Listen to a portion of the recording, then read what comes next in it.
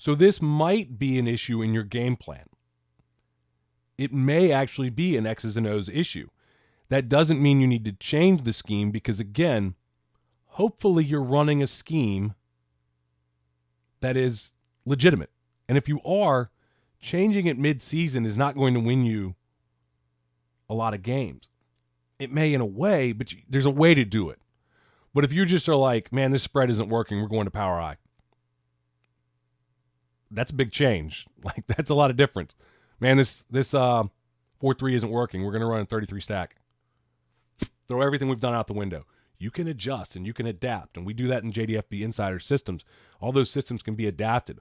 I've moved to a 3-4 in the midst of struggling in a season from a 4-2-5. I have run the 33 stack with the 4-3 as a change up front, a multiple front type of defense.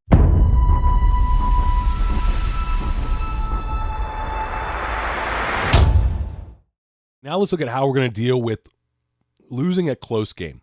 The game may not be close, but when you look at it, it just should have been close, right? It should have been, you lost this game, and maybe you lost a close game. Maybe you lost by a lot in a game that should have been close. But the fact is, this was a game that you could win. This is a could-win game that you didn't win. These are the ones that you've got to spend the most time on. Doesn't mean that you need to spend 36 hours in the film room, because I just don't think you're fixing anything watching that much film. A lot of guys do it. Fine, whatever. I don't think you're fixing a whole lot doing that. In a could-win game, in a close game, this is where coaching actually comes into things. Because honestly, and when I say coaching, I mean the schematics of coaching. Building the culture and doing all those sorts of things. And I hate using that culture word so much because it's become such a cliche buzzword. You know, it's what you do as a coach. Building a team. Like, building a team is the job of the coach. Sometimes it's easy because the players do it themselves, but the job of the coach is to make sure that there's that team cohesiveness there, especially the head coach. Well, that's one part, and that factors into any sort of a loss that you may have and win.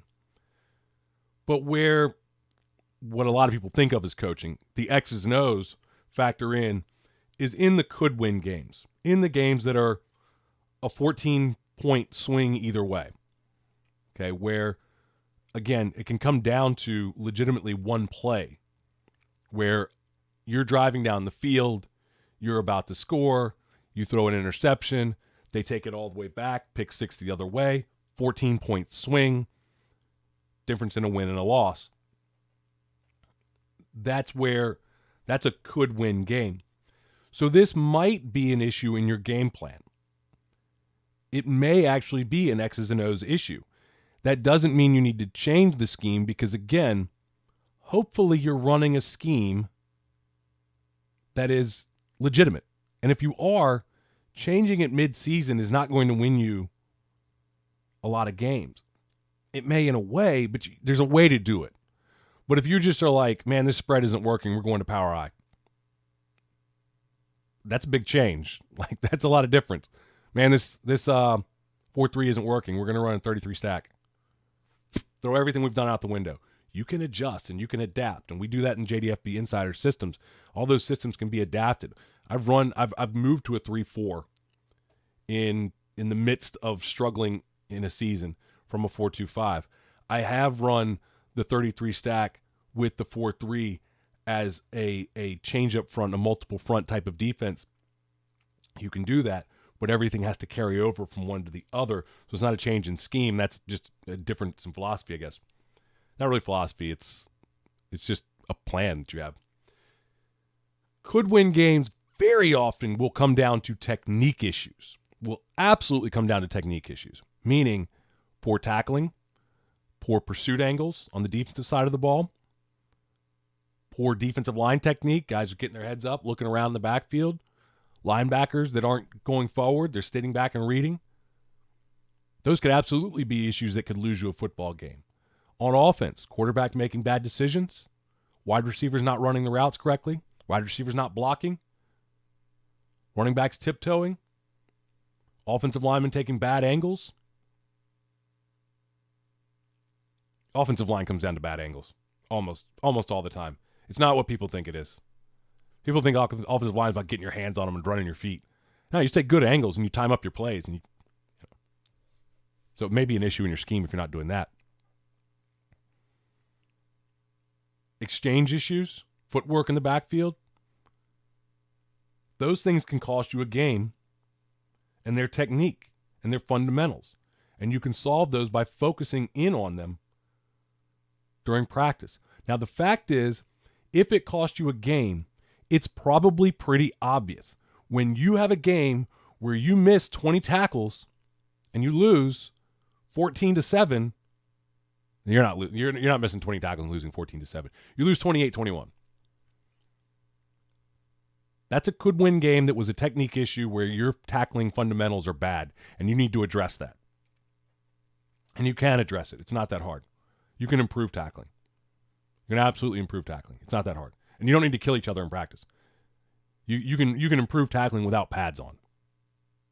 Because it's, again, tackling comes down to approach angles, not big hits. Tackling comes down to approach angles.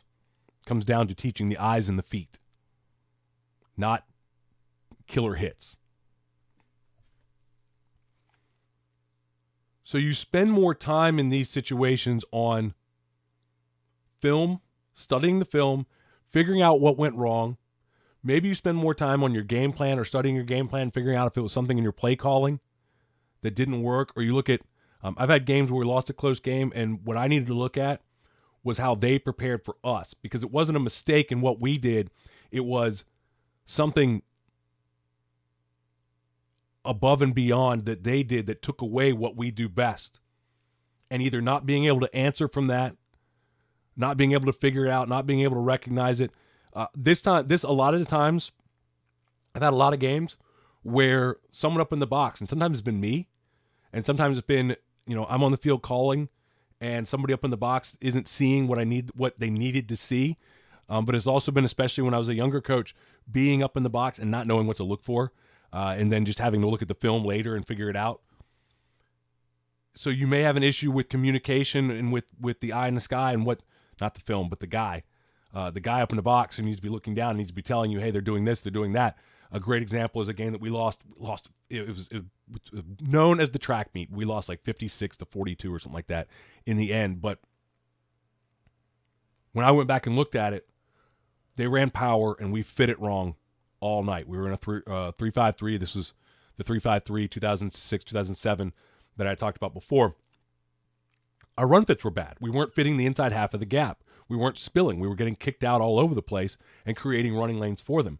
And I don't even know if I recognized that. I did recognize it to an extent. I recognized us running up the field at that time, but it was after I learned more about run fits and the inside half of the gap and studied the Miami 4-3, which is really predicated on the spill it and kill it kind of thing, where I looked at it and said, this is what went wrong defensively in that game, was that we didn't spill anything. And that was me being, I was defensive coordinator. I was up in the box and I didn't know what I was looking at. It was my first year and I just didn't know how to solve it. So that's something you can learn from in reflection yourself, but it's not a scheme issue. That was a technique issue.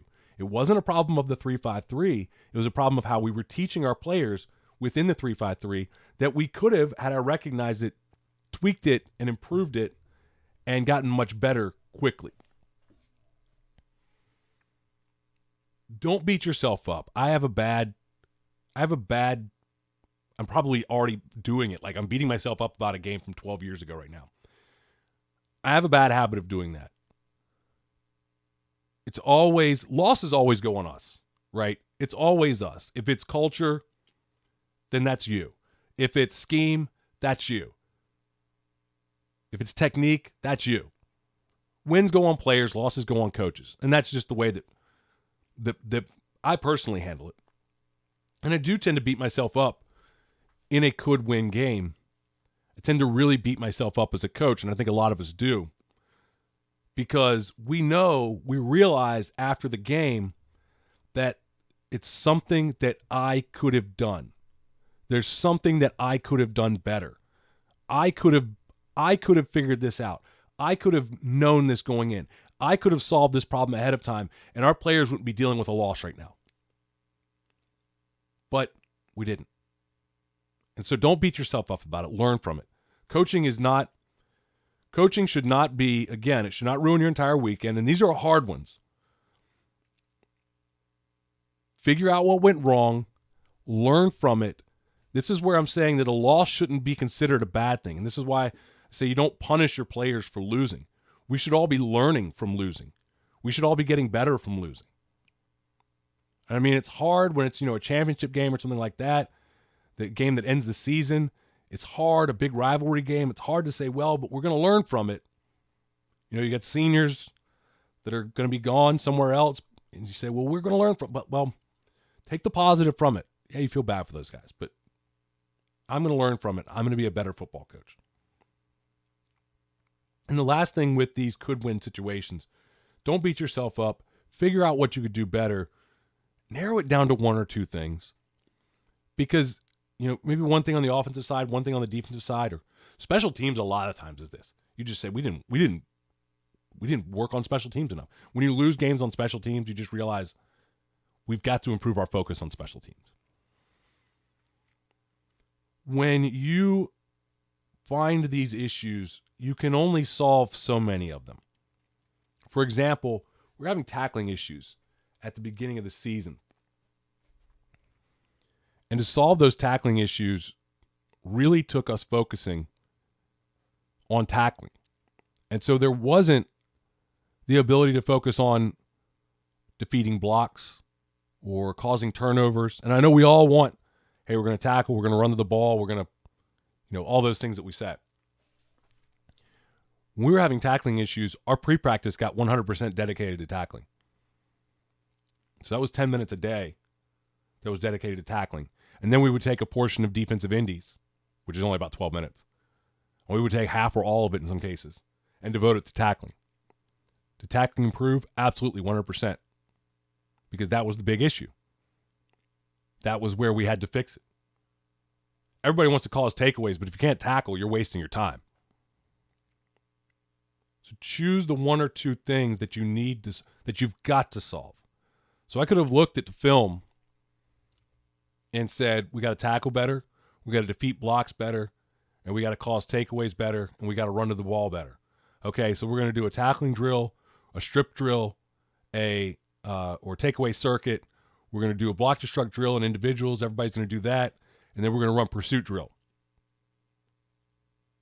Problem is we're not going to get better at any of those because that's just a normal. That's like that. That's the everyday drill idea, right? Everyday drill is we do the same 5 drills every day. That's what we used to do. So you just go out and we go through them and you do same drills. Okay. There's no emphasis. Your kids need to know what's being emphasized. Like, we're going to get better at tackling. Tackling's important. Emphasize it. Get better at tackling. Once you become a great tackling team, now you can work on takeaways or blocks. I mean, you're always going to have those little things. But 4 days a week, we're going to work tackling. 1 day a week, there's going to be a block destruct focus. 1 day a week, there's going to be and when I say focus, it's still a secondary focus. 1 day a week, there's going to be a takeaway focus. But 4 days a week, there's going to be some tackling going on. And again, I'm not talking about hitting and killing each other. And I know that rules being passed. One state said that you got 15 minutes. I think it was New Jersey said you got 15 minutes of, live tackling. That's fine. You can still do all this. This is not live tackling. Okay, tackling is approach. It's teaching the eyes, training the feet. It's not how hard you hit.